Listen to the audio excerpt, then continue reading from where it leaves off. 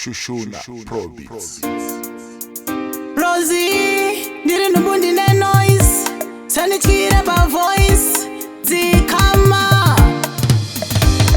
Zvose zvandaikuitira, ndaida undione, kuitira tivake musha, ndaida undione, ndichiedza kumira newe zvakaoma, ndaida undione, asi wakandikanganwa, ndaida undione, waiva nenzvimbo mumwoyo mangu chiti uchava baba vevana vangu. Ronda rawakandisiya naro harichambopora muvana mangu, ende pamwe pacho nondibhilivhisa, uchindipa rudo runodadisa, iko zvino kachitarisa, mwoyo wangu waurwadzisa. Zvose zvandaikuitira, ndaida undione, kuitira tivake musha, ndaida undione, ndichiedza kumira newe zvakaoma, ndaida undione, asi wakandikanganwa, ndaida undione, wakanditora ndobva wandikandira kure, semumwe wangu tichiti tapinda mumambure,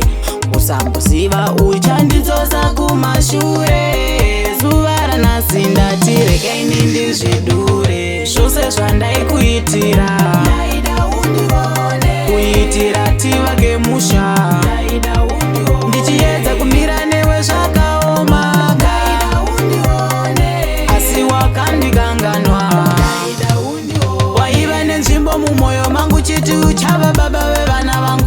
Ronda rawakandisiya naro harichambopora muvana mangu, ende pamwe pacho nondibhilivhisa, uchindipa rudo runodadisa, iko zvino kachitarisa, mwoyo wangu waurwadzisa. Zvose zvandaikuitira, ndaida undione, kuitira tivake musha, ndaida